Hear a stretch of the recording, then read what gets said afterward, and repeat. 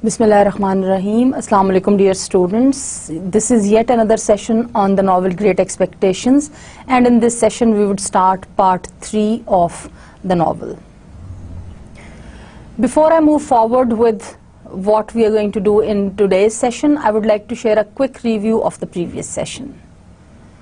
In the previous session we continued part 2 and covered chapters 11 to 19. These chapters 11 to 19 were the chapters of part 2, and with this we finished part 2. We explored the text of these chapters, and following the same scheme as we have been following throughout the novel, we explored the related themes, looked at the development of characters, and we critically analyzed the selected parts of text in relation to all this.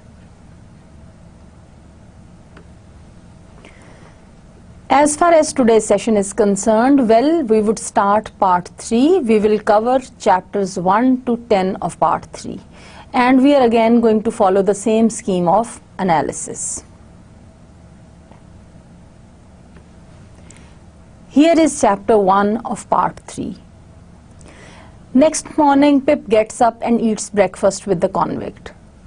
Well, you remember the last chapter. The last chapter was the closing of part 2, and there we saw that the reality of the benefactor of Pip was now made clear, and Pip came to know that it was a convict who had been supporting him financially. At the end of that chapter, we also noticed that Pip provided the other bed in his room to the convict, and then he sat by fire thinking about his circumstances. Now in this chapter, that is the first chapter of part 3, we see the next morning scene where Pip is taking his breakfast with the convict. The convict tells him his name, that is Magwitch. He also tells that he is in England with a fake name Provis. Pip is disturbed with his presence, but at the same time he wants to protect him and make sure that he is not caught and put to death. Again, you see the good and the evil, the natural good of his personality and the social demands, they go in contrast. Pip buys some clothes for him so that he may look like a prosperous farmer. Further, Pip goes to Jaggers to verify that this is the man who is his benefactor. Jaggers also confirms that Miss Havisham had nothing to do with his great expectations, and she did not have any role in the fortune that he received. Here is an extract from the text of this chapter that shows Pip's problem. The impossibility of keeping him concealed in the chambers was self-evident. It could not be done, and the attempt to do it would inevitably engender suspicion. True, I had no avenger in my service now, but I was looked after by an inflammatory old female, assisted by an animated ragbag whom she called her niece, and to keep a room secret from them would be to invite curiosity and exaggeration. So again, the social pressures we can notice. They both had weak eyes, which I had long attributed to their chronically looking in at keyholes. Satirically, Dickens is making a reference to the habit of these two maids, these two servants, of being curious, looking through the keyholes, trying to know the secrets of people and about their personal lives. And the text continues, and they were always at hand when not wanted. Indeed, that was their only reliable quality besides larceny. Not to get up a mystery with these people, I resolved to announce in the morning that my uncle had unexpectedly come from the country. So you see, Pip is trying to hide the identity of the convict. Here is some text from the same chapter, what the convict says. This is what this part tells. As he said so, he got up from the table and, putting his hand into the breast of the pea coat he wore, brought out a short black pipe and a handful of loose tobacco of the kind that is called Negro head. Having filled in pipe, he put the surplus tobacco back again as if his pocket were a drawer. Then he took a live coal from the fire with the tongs and lighted his pipe at it, and then turned round on the hearthrug with his back to the fire and went through his favorite action of holding out both his hands for mine. At this, said he, dandling my hands up and down in his as he puffed at his pipe, and this is the gentleman what I made, the real genuine one. It does me good for to look at you, Pip. All I stipulate is to stand by and look at you, dear boy. I realized my hands as soon as I could and found that I was beginning slowly to settle down to the contemplation of my condition. What I was chained to and how heavily became intelligible to me as I heard his hoarse voice and sat looking up at his furrowed bald head with his iron grey hair at the sides. I mustn't see my gentleman a-footing it in the mire of the streets. There mustn't be no mud on his boots. My gentleman must have horses. Pip, horses to ride, horses to drive, and horses for his servants to ride and drive as well. Shall colonists have their horses? And bloodens, if you please, good Lord, and not my London gentleman. No, we'll show him another pair of shoes than that, Pip, won't us? So you see what is the inspiration and what is the aspiration of this convict to make Pip a thorough gentleman, and this is what he did, and this is what he takes pride in. Important discussion points related to this chapter are actually all revolving around the theme of social hierarchy and class value. Magwitch has spent his life working for money to make a poor blacksmith boy a gentleman. On the other hand, Pip dislikes him because he thinks that the value of people is based on social hierarchical setup. According to him, one's value is decided by the class one is born in or adopted into.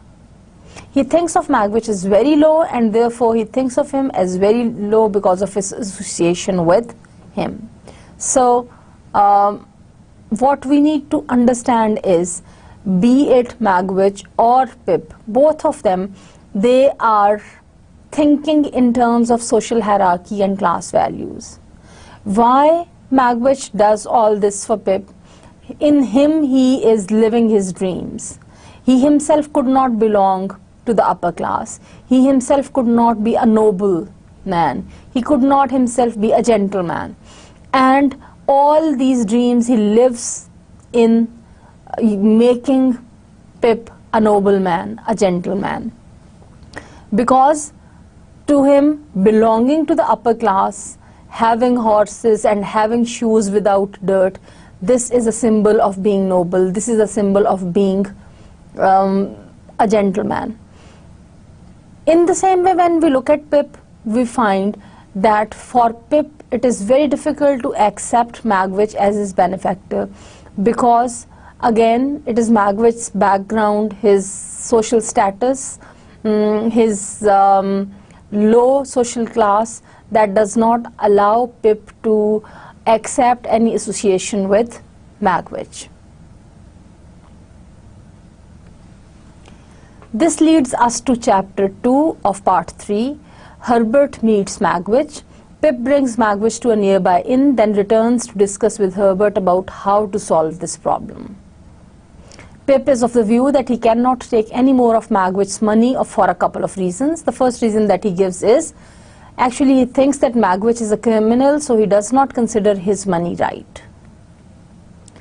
Secondly, Pip is still proud and a snob who thinks himself far superior than the convict, so he does not want to take money from him. However, simultaneously we notice that the conscience of Pip makes him take care of the convict so that he is not found and he is not punished. Pip wants to protect Magwitch since he has risked his life to come back to see Pip.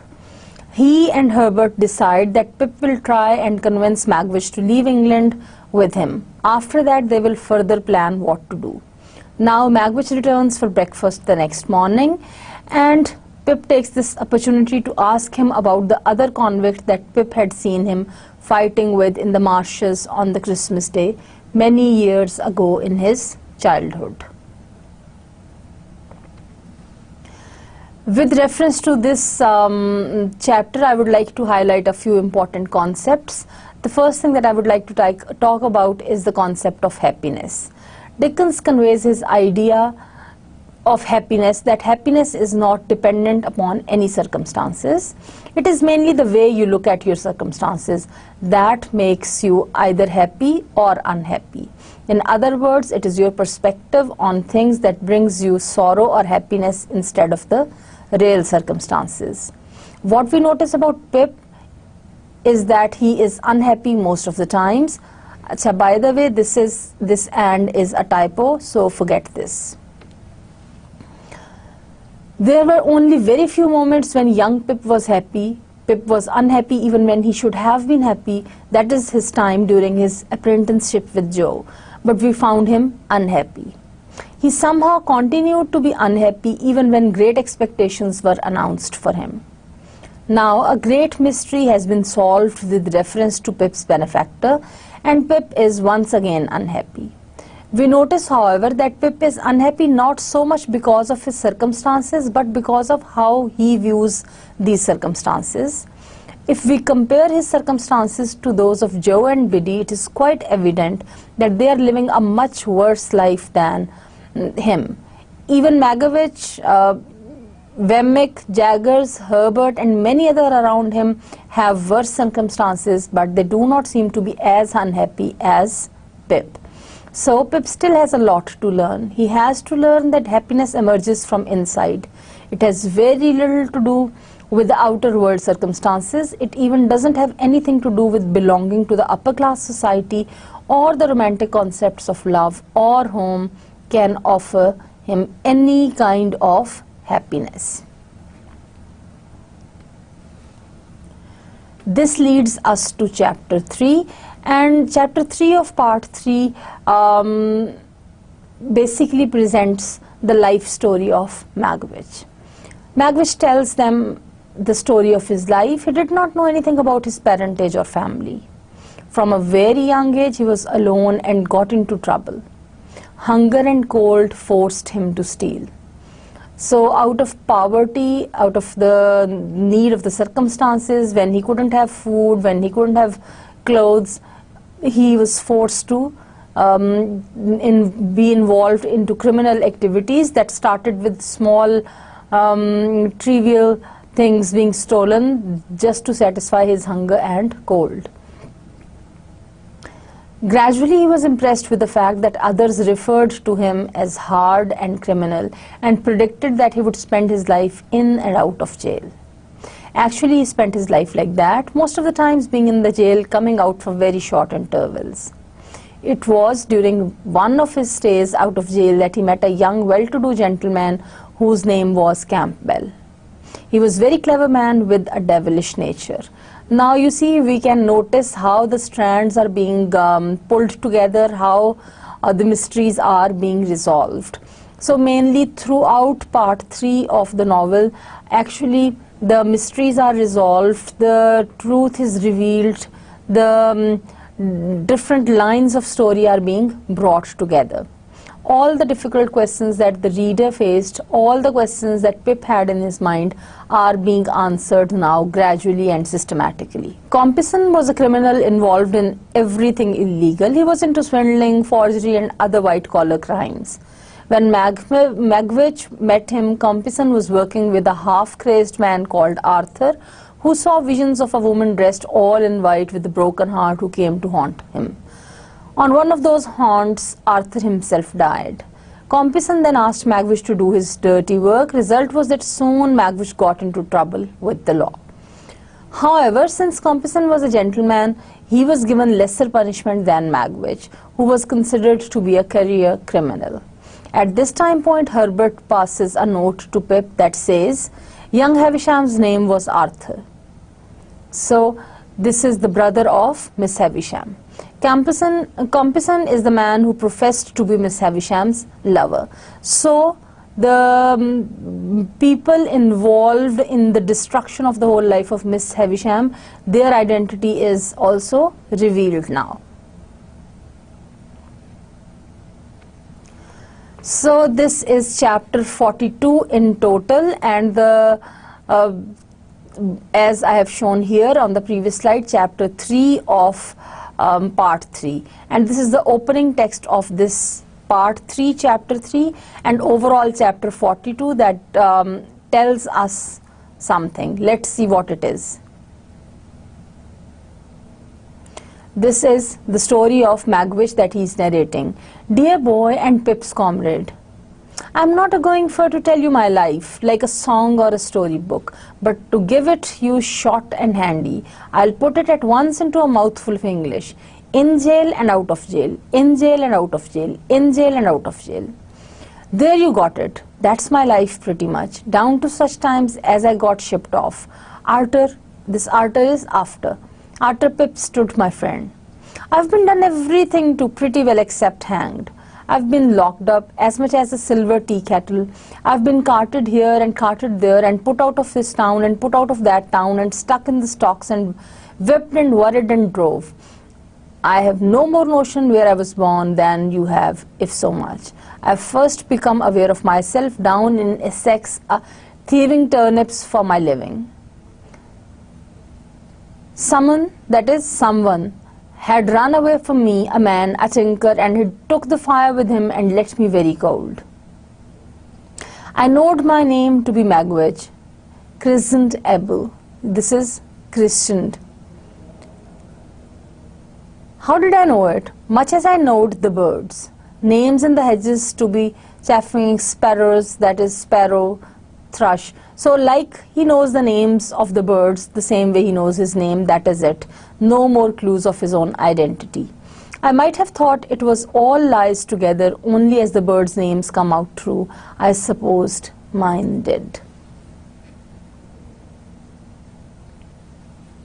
So this is how Magwitch tells his story, and talking of the discussion points with relation to this chapter, I would say that the loose strands of the story, they start coming up together, as I have said earlier. Previously non-related storylines now seem to establish links and connections. The connections are established that Magwitch worked with the man who had jilted Miss Havisham on her wedding day, and Compison's workhorse Arthur turns out to be Miss Havisham's half-brother who worked against her, haunted by her until the end. Dickens not only points out the social but also the legal injustice that has seeped into the society of his times.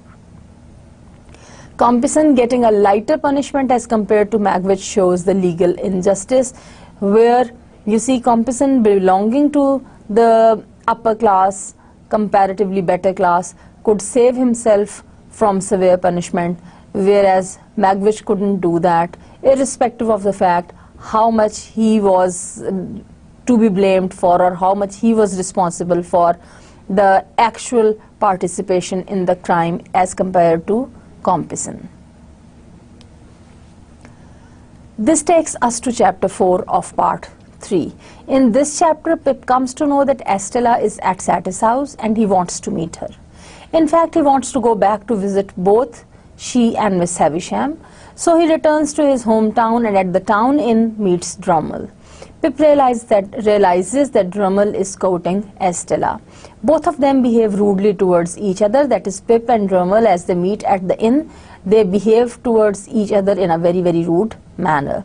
In order to understand all this, let us read some text. As he pretended not to see me, I pretended not to see him. It was a very lame pretense on both sides, the lamer because we both went into the coffee room where he had just finished his breakfast and where I ordered mine. It was poisonous to me to see him in the town, for I very well knew why he had come there.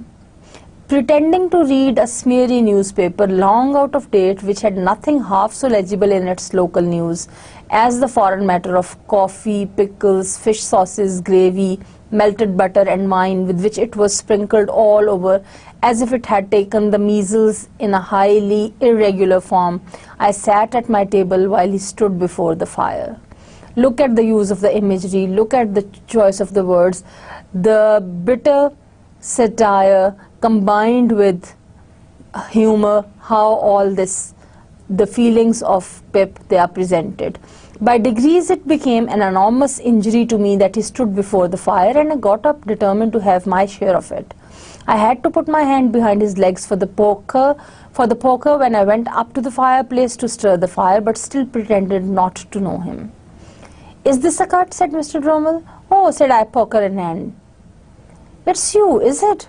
How do you do? I was wondering who it was who kept the fire off." So you see, after pretending for quite longer time that they don't know each other, now when they exchange the greetings like "how do you do," very formal way of exchanging greetings, very artificial way of expressing that they are surprised to see each other.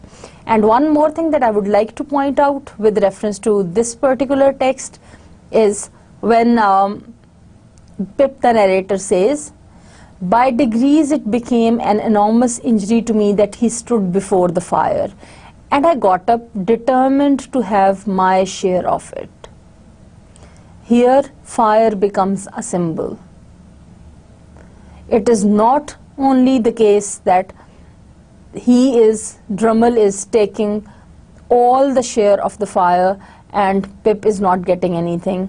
It symbolically refers to Pip's enormous injury and anger, how he is getting, that is Drummle is getting all the attention of Estella, because he has come to know that Drummle has been courting Estella, and Pip is determined to have his share of it. He wants Estella's attention, and he wants Estella's attention also to be diverted from Drummle. Anyhow, the text continues. Drummle says, "I'm going out for a ride in the saddle. I mean to explore those marshes for amusement. Out of the way villages there, they tell me. Curious little public houses and smithies and that. Waiter." "Yes, sir." "Is that horse of mine ready?" "Brought round to the door, sir." "I say, look here, you sir, the lady won't ride today. The weather won't do." "Very good, sir. And I don't dine because I'm going to dine at the lady's." So the reference to this lady is the reference to Estella, and Pip very well understands that all this that is being told to the waiter, that he would be dining with Estella, actually this is the information that indirectly Drummle is actually giving to Pip. "Very good, sir," the waiter says. Then Drummle glanced at me with an insolent triumph on his great jowled face that cut me to the heart, dull as he was, and so exasperated me that I felt inclined to take him in my arms, as the robber in the storybook is said to have taken the old lady, and seat him on the fire. One thing was manifest to both of us, and that was that until relief came, neither of us could relinquish the fire. So none of them was ready to leave, none of them was ready to step back. There we stood, well squared up before it, shoulder to shoulder and foot to foot, with our hands behind us, not budging an inch. The horse was visible outside in the drizzle at the door. My breakfast was put on the table. Drummle's was cleared away. The waiter invited me to begin. I nodded. We both stood our ground. So the animosity, the hatred of the two is very, very much visible. Here are some important discussion points in relation to this. Pip's disillusionment starts in this chapter and it goes rapidly. Role of Magwitch in Pip's learning. When we look at the role of Magwitch in Pip's learning, it is in two ways. Learning the ways of upper class. Pip learned the ways of the upper class. How? He learned it by coming to London, by staying there, and all this was possible only because of Magwitch, who was that benefactor or sponsor who never revealed his identity. It was because of the money that he provided, the stipend that he used to send, that Pip was able to learn. To learn what? The ways of upper class. How to be a part of the upper class, how to behave according to the manners and attitude and the behavior that is required in the upper class. All this was the part of learning that was because of Magwitch. However, this was not it. There was another part of learning of Pip that was because of Magwitch. Learning the truth of life. Magwitch has turned Pip's world upside down, just as he has turned the young Pip upside down to get some bread with when they first met in the marshes. Again, he has horrified Pip with the knowledge of the reality he brought with him. The bitter truth that it was Magwitch, not Miss Havisham, who was the sponsor, who was the benefactor. The bitter truth that Miss Havisham never had the plans, she never had the intentions to raise Pip as a nobleman and then to bring Estella and Pip together. Then there is some role of Estella also in Pip's learning. What is the role of Estella? Well, Estella was not for him. Estella was being groomed as a lady for a man of greater fortune. In this case, maybe Drummle, as we saw him courting her. The high-class life that Pip thought he wanted and that he wanted to be a part of with Estella does not prove to be a very, very pleasant place for him. And it was his relationship with Estella that made him learn all this, that made him realize that all his expectations related to love, related to Estella, and related to be with Estella in the high-class society were false. With this, we come to chapter 5 of this part. In this part, what we see is that Pip comes to meet Miss Havisham and Estella. They are found in the banquet room in the Satyr's house. Pip tells Miss Havisham that he is unhappy with the way things have turned out.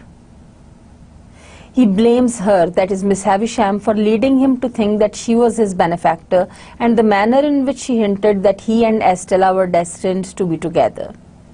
However, Miss Havisham asserts that it was his own fault. Miss Havisham also says that it was just his fault that he thought like it was the fault of her relatives to believe this was the case.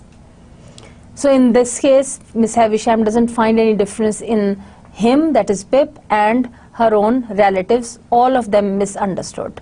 This is what she says. Pip tells her that Herbert and Matthew Pocket are different from her other relatives. They are the same blood, but they are kind and good. This chapter is important as Pip confesses his love for Estella.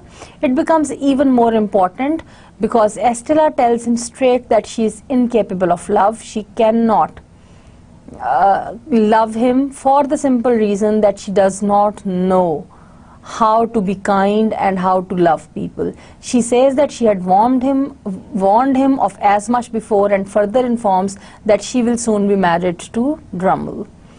Even when Miss Havisham seems to be finally feeling sympathy towards Pip, holding her heart as if remembering how her own heart was broken, we notice that Estella does not have any such feeling.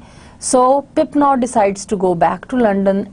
At the gate to his house, he is given a note by the porter written by Wemmick that says, "Don't go home," which again foreshadows some trouble, some danger.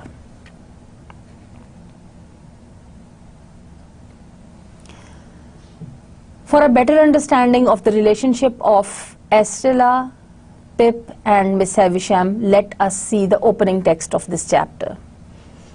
In the room where the dressing table stood and where the wax candles burnt on the wall, I found Miss Havisham and Estella.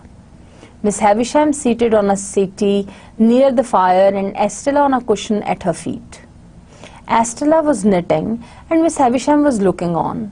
They both raised their eyes as I went in, and both saw an alteration in me. I derived that from the look they interchanged. "And what wind," said Miss Havisham, "blows you here, Pip?" Though she looked steadily at me, I saw that she was rather confused. Estella, pausing a moment in her knitting with her eyes upon me and then going on, I fancied that I read in the action of her fingers as plainly as if she had told me in the dumb alphabet that she perceived I had discovered my real benefactor.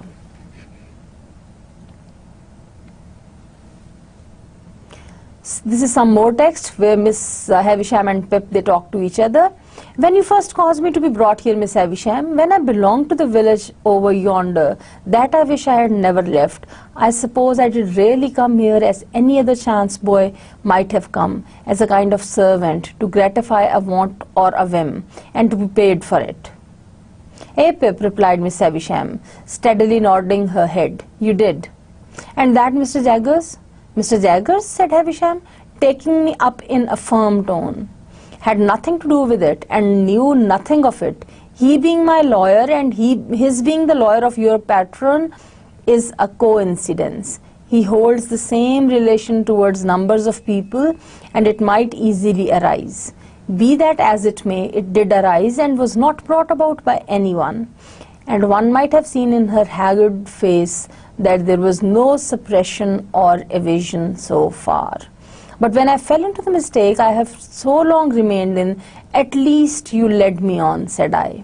So what we notice is that Miss Havisham simply says that the misunderstanding regarding Pip's benefactor as being she, that is Miss Havisham, was just a coincidence that was created out of the very fact that Jaggers was her lawyer as well as the lawyer of the patron of Pip. However, Pip knows that this is not the case, and he blames her that at least after that it was she who forced him and pushed him to continue to believe in this misunderstanding. However, what we notice is that when Pip blames, when I fell into the mistake I have so long remained in, at least you led me on. She said, yes, yes, she returned, again nodding steadily. I let you go on. Was that kind? This is what Pip asks. Who am I? Cries Miss Havisham, striking her stick upon the floor and flashing into wrath so suddenly that Estella glanced up at her in surprise. Who am I, for God's sake, that I should be kind? It was a weak complaint to have made, and I had not meant to make it. I told her so as she sat brooding after this outburst. So we notice that Miss Havisham is now finally feeling sympathy towards Pip, and she regrets over what she has done. Here are some important discussion points with relation to this chapter. Pip is angry at both Miss Havisham and Estella, but he forgives them both without them even asking, because he realizes it was his own folly that brought him to unreal expectations. So we see the disillusionment, we see the process of self-realization, and we see the process of learning, and all this takes place very quickly and very rapidly through these chapters. We also need to think about the reactions of both the ladies. When it comes to the reactions of both the ladies, I would say Estella's and Miss Havisham's have vastly different reactions to Pip's confession of his love for Estella in front of them. Miss Havisham feels sympathy and appears to be touched. She can relate Pip's broken heart to her own experience, how she was betrayed by the man she loved. Estella, on the other hand, appears amazed at the show of emotion and doesn't seem to understand it. Why she is unable to understand it? Because she does not know what love means. She's not angry, she's curious, as she really doesn't know what it means to love, as Pip is now loving her. This is purely because she's trained and brought up that way by Miss Havisham.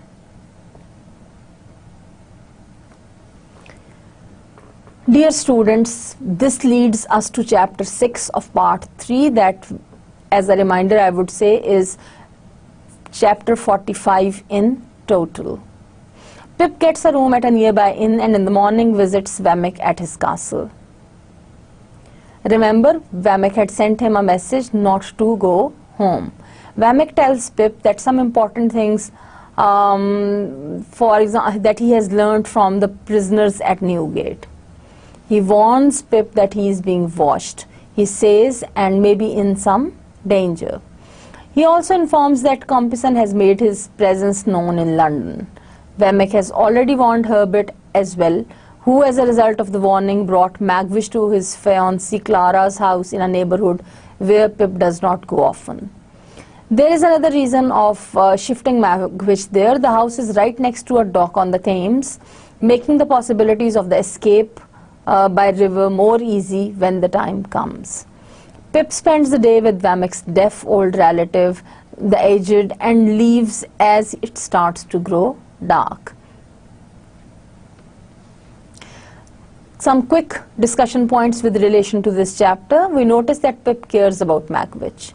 We need to compare it with the initial hatred, disconcern, and actually anger that Pip had for Magwitch when he revealed his identity. The more the threat on Magwitch's life grows, the more Pip's affection and worry for him increases. Pip is no longer worried about himself or even about having the blood of Magwitch on his hands. He is worried about his life.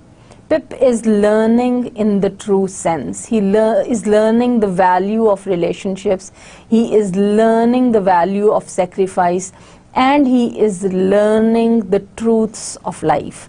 Time teaches him. This is a typo, by the way. This is not teach, this is teaches. Time teaches him who is his true friend. He starts valuing his friends. Wemmick, who is willing to be unprofessional and ask questions around the criminal areas of town, just for whose sake? Pip's sake. And, of course, for the sake of the convict. And the other friend, Herbert, who is risking his own life by helping Pip, enabling a wanted man to escape. Anyhow, all this leads to chapter 7 of this part. Pip goes to Clara's house to find Magwitch and Herbert. Herbert introduces him to Clara. Clara has no relatives except her father, a drunk, bedridden old sailor who lives on the second floor. Pip tells Magwitch that he is being watched. He asks him to stay there, as in that case it was the best place for him to hide.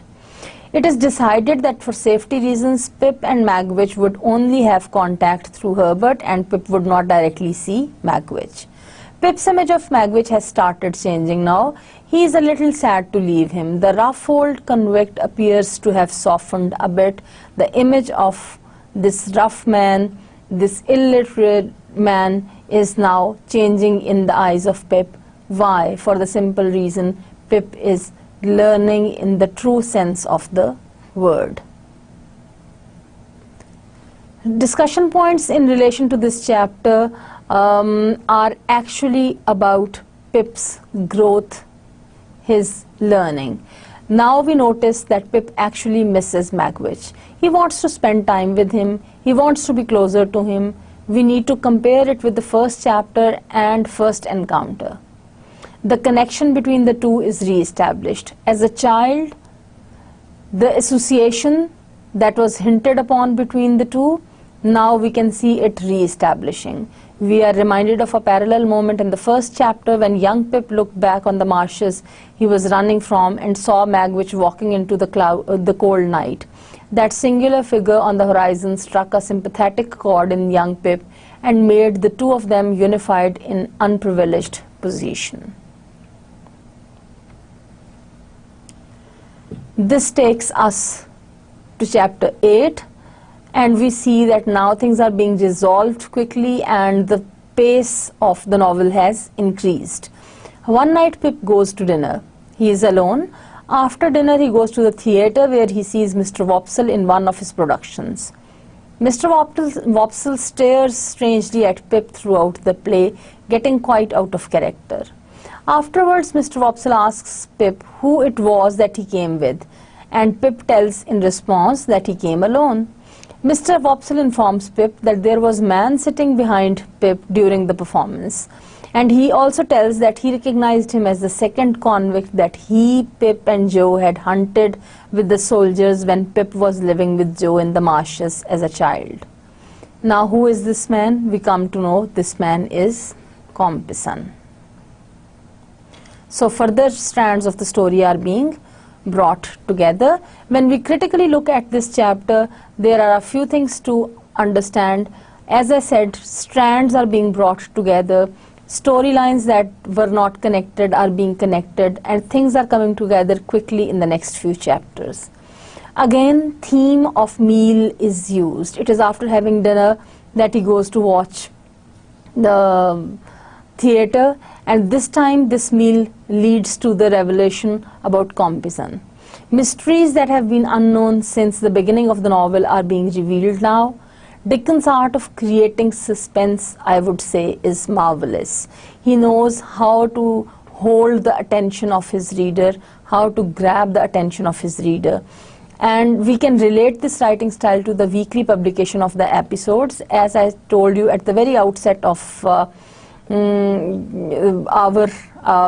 study of the novel, that this novel was initially published in a weekly magazine.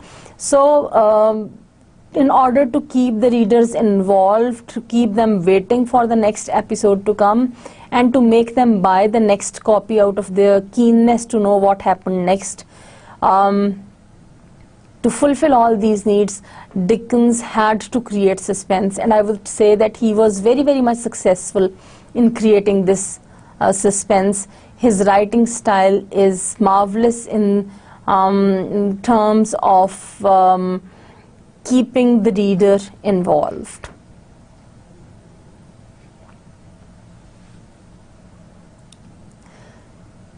With this we come to chapter 9 of part 3. In this chapter we see the following. Pip goes to dine with Jaggers and Wemmick at Jaggers' place. Again, the theme of meal and food is there, that serves as establishing connections. There he learns from the host that Drummle has indeed married Estella. Pip tries to avoid the discussion, but this information saddens him. Pip feels hurt to hear the prediction that Drummle, because of his spidery character, will either beat her or cringe at her, that is Estella. As we notice that Pip is upset on this, we can also notice his concern and true love for Estella. During the dinner, Pip finally realizes what had been so familiar about a certain look he had seen in Estella. It was a look that he had seen in Jaggers' servant woman as well. And Pip is able to establish the connection that Jaggers' servant woman is Estella's mother. So what we notice is that yet another strand is brought together to help us solve one more mystery about the origin, about the identity of Estella. As Pip and Wemmick were on their way back home, Wemmick tells the story of Jaggers' woman servant, the tigress, as Wemmick refers to her. It was Jaggers' first big breakthrough case, the case that made him. He was defending this woman in a case where she was accused of killing another woman by strangulation. The woman was also accused of killing her own daughter at about the same time as the murder. When we look critically at this chapter, the theme of criminality and violence again emerges. We notice once again that criminal elements surround Pip. He sees his life colliding with criminality and violence as he realizes that his love is the daughter of a murderess. So there are so many connections that he finds with criminal people, with relation to violence and criminality, that somehow are linked with him. The second important thing is Pip's disillusionment. His disillusionment with reference to his own great expectations, with reference to his understanding of people, the understanding that he had of Miss Havisham, the understanding that he had of Magwitch.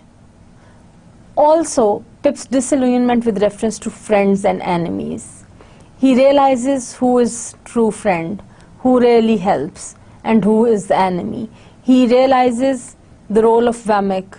He realizes the friendship of Herbert, and he realizes the enmity of Drummle. It is also disillusionment with reference to his future.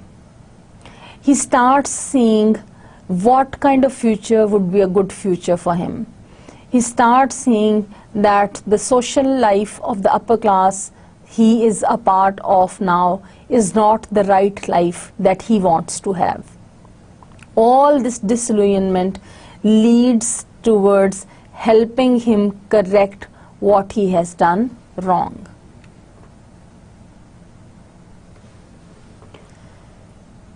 And this takes us to chapter 10 of this part, where we see that Miss Havisham asks Pip to visit her again.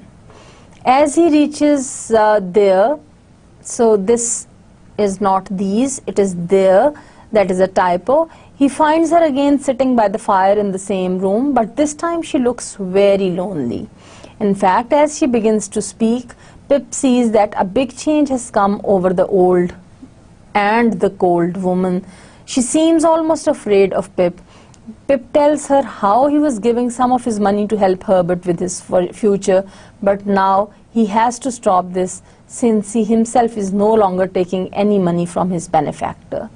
At this point, it is Miss Havisham who says that she wants to help, and she gives Pip £900 to continue to assist Herbert. She then asks Pip for forgiveness because of her guilt. Again, this is guilt. Miss Havisham repeats again and again, "What I have done, what have I done?" Pip asks her about the history of Estella, and Miss Havisham reveals that she was brought as an infant by Jaggers one night. So what we notice is that Pip's feeling and his recognition of Estella as the daughter of the servant of Jaggers is right. Pip goes for a walk around the garden, and when he comes back, he finds Miss Havisham on fire. Pip rescues her as he takes his jacket and the tablecloth from the old banquet table and puts the fire out. However, he himself gets burnt badly in doing so. The doctors come and announce that she will live. Ironically, she is put on the banquet table where she said she would always lie when she died. And this is the note where this chapter comes to an end, but I would like to share some text from this chapter that would give us more understanding that I can share here with you by reading the text and critically commenting on that. As I brought another of the ragged chairs to the hearth and sat down, I remarked a new expression on her face. That is Miss Havisham, as if she were afraid of me. "I want," she said, "to pursue that subject you mentioned to me when you were last here, and to show you that I am not all stone, but perhaps you can never believe now that there is anything human in my heart." When I said some reassuring words, she stretched out her tremulous right hand as though she was going to touch me, but she recalled it again before I understood the action or knew how to receive it. "You said, speaking of your friend, that you could tell me how to do something useful and good, something that you would like done. Is it not? Something that I would like done very much. What is it?" I began explaining to her that secret history of the partnership. I had not got far into it when I judged from her looks that she was thinking in a discursive way of me rather than of what I said. It seemed to be so, for when I stopped speaking, many moments passed before she showed that she was conscious of the fact. "Do you break off," she asked then, with her former air of being afraid of me, "because you hate me too much to bear to speak to me?" "No, no," I answered. "How can you think so, Miss Havisham? I stopped because I thought you were not following what I said." "Perhaps I was not," she answered, putting a hand to her head. "Begin again and let me look at something else." "Stay, now tell me." She set her hand upon her stick in the resolute way that sometimes was habitual to her, and looked at the fire with the strong expression of forcing herself to attend. अब वो पूरी कोशिश कर रही है to listen to him carefully. I went on with my explanation and told her how I had hoped to complete the transaction out of my means, but how in this I was disappointed. That part of the subject, I reminded her, involved matters which could form no part of my explanation, for they were the weighty secrets of another. "So," said she, assenting with her head but not looking at me, "and how much money is wanting to complete the purchase?" I was rather afraid of stating it, for it sounded a large sum. 900 pounds. This is what, of course, he said very, very reluctantly. The text continues. If I give you the money for this purpose, will you keep my secret as you have kept your own? Quite as faithfully. This is what Pip says. And your mind will be more at rest? Much more at rest. Are you very unhappy now? She asked this question still without looking at me, but in an unwanted tone of sympathy. I couldn't reply at the moment, for my voice failed me. She put her left arm across the head of her stick and softly laid her forehead on it. I am far from happy, Miss Havisham, but I have other causes of disquiet than any you know of. They are the secrets I have mentioned. After a little while, she raised her head and looked at the fire again. It is noble in you to tell me that you have other causes of unhappiness. Is it true? Too true. This is what Pip says. Can I only serve you, Pip, by serving your friend? Regarding that as done, is there nothing I can do for you yourself? Nothing. I thank you for the question. I thank you even more for the tone of the question, but there is nothing. This response of Pip again makes us feel that good is there in Pip. And no matter what his actions are, no matter what the influence of the life in London is, the natural good that he possesses is still very much alive in him. So now that Miss Havisham has decided to help by giving money that Pip can use to help Herbert, we notice that the text continues. My name is on the first leaf. If you can ever write under my name, I forgive her. Though ever so long after my broken heart is dust, pray do it. Oh, Miss Havisham, said I can do it now. There have been sore mistakes, and my life has been a blind and thankless one, and I want forgiveness and direction far too much to be bitter with you. I think this shows the great learning of Pip when he says that there have been sore mistakes and my life has been a blind and thankless one, and I want forgiveness and direction far too much to be bitter with you. Pip realizes that the faults and the flaws and the weaknesses are not with others only. These are not with Miss Havisham only. Rather, he himself has made so many mistakes. He has been blind to the reality, to the truth. He has been thankless to people whom he should have been very thankful. People such as Biddy, people such as Joe, people such as the convict Magwitch. So, this is what Miss Havisham did. She turned her face to me for the first time since she had averted it, and to my amazement, I may even add to my terror, dropped on her knees at my feet, with her folded hands raised to me in the manner in which, when her poor heart was young and fresh and whole, they must often have been raised to heaven from her mother's side. To see her with her white hair and her worn face kneeling at my feet gave me a shock through all my frame. I entreated her to rise, and got my arms about her to help her up, but she only pressed that hand of mine which was nearest to her grasp, and hung her head over it and wept. I had never seen her shed a tear before, and in the hope that the relief might do her good, I bent over her without speaking. Again, Pip's consideration that this weeping, this crying would help, maybe it would help Miss Havisham feel better. This concern shows how much understanding now he is. She was not kneeling now, but was down upon the ground. Oh, she cried despairingly, what have I done? What have I done? So through these phrases, what I have done, what have I done, we can notice the regret that she feels on whatsoever she has done to Pip and to Estella and to other people. The text continues yet. Pip says, if you mean Miss Havisham, what have you done to injure me? Let me answer. Very little. I should have loved her under any circumstances. Is she married? Yes. It was a needless question, for a new desolation in the desolate house had told me so. What have I done? What have I done? She wrung her hands and crushed her white hair and returned to this cry over and over again. What have I done?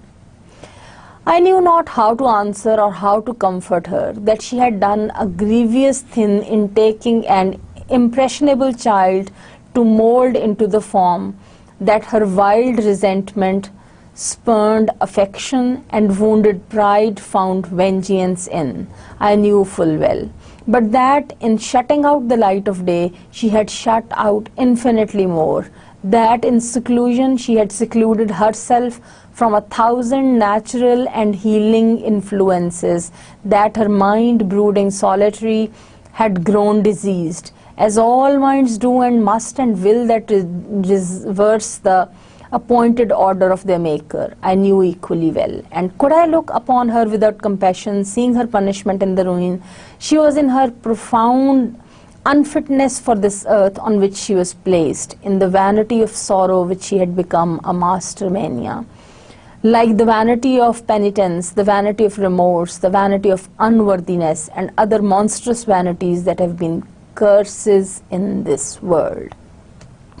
Commenting on this part of the text, I would say this is the masterly skill of the pen of Dickens, that he as a moralist, he as a psychologist, he has written how human beings feel, how human beings act, and if they try to go against, reverse the appointed order of the Maker, order of nature, order of God, what happens?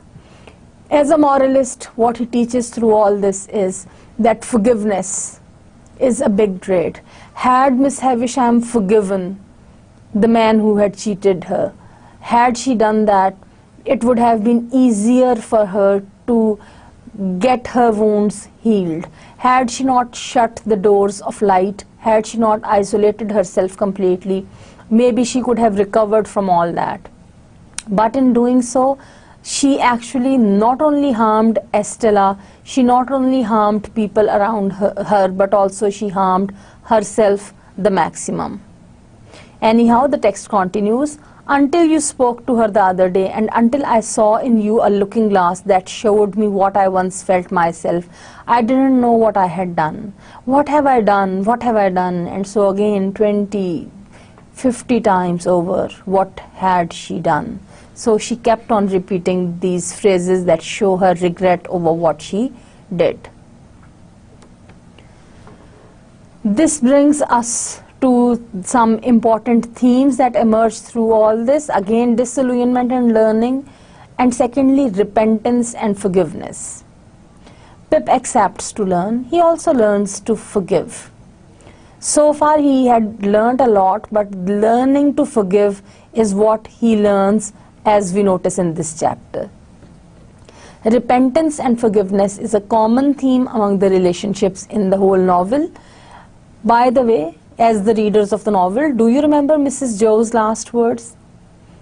I shared with you that when she died, she said, "Joe, pardon Pip." So, by that time, she also had understood the importance of forgiveness. Here, Miss Havisham is asking for forgiveness from Pip for having been a part of breaking his heart.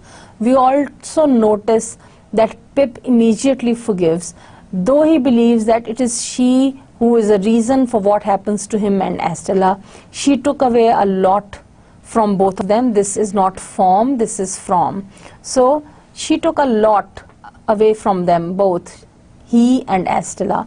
But also Pip realizes that his own weakness, his own follies, and his own mistakes were major cause of all that happened to him.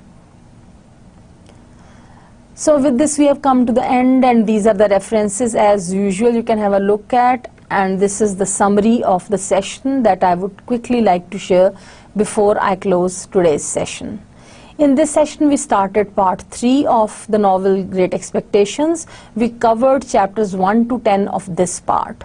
We followed the same scheme of analysis, that is, we looked at the text, related themes, how characters developed and their interconnections were established and re-established, and we critically analyzed the text to see this process of learning that was taking place throughout this part of the novel.